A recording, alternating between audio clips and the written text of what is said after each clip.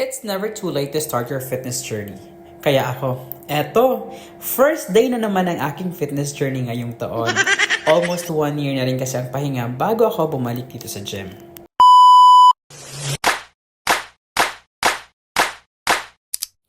Hey mga besh! It's a new day para magpaganda ng karawan.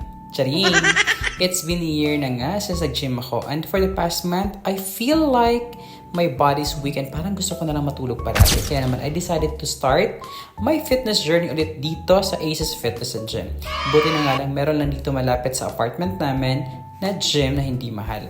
599 nga pala ang membership fee nila dito for 1 year. Tapos kapag member ka, pwede kang mag-daily session na 69 pesos or 699 pesos per month mga besh. O diba? Mas mahal pa nga yung sanggip na binayaran mo nung nakarang araw. Charing! Kaya naman kung gusto mo mag-gym, pwede na dito. The good thing is, kung ayaw mo naman magpa-member, pwede ka pa rin dito mag-gym. For 89 pesos ang kanilang daily session at 899 naman ang kanilang monthly session kapag hindi ka member mga besh. Mura na din at okay naman dito dahil meron silang trainer na 299 per session or 3,999 for 18 sessions mga besh. Pag ito talaga hindi gumanda katawan ko dito, sinasabi ko talaga sa'yo, charing! Isa din sa mga reason kung bakit tinatawad ako dati magpunta ng gym dahil hindi ko alam yung tamang pagbubuhat at di ko rin afford kumuha ng trainer dahil nga mahal. Buti na lang dito, pwede naman yung 299 per session nila for 1.5 hour na until such time na matuto tayo at ma-achieve yung body goals natin.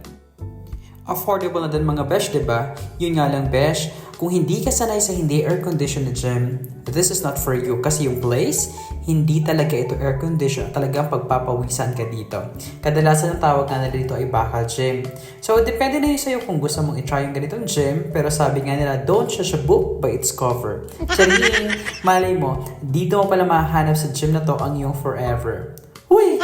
I mean, yung body goals mo pala, malay mo dito pala mahulma ang body goals mo sa gym nito.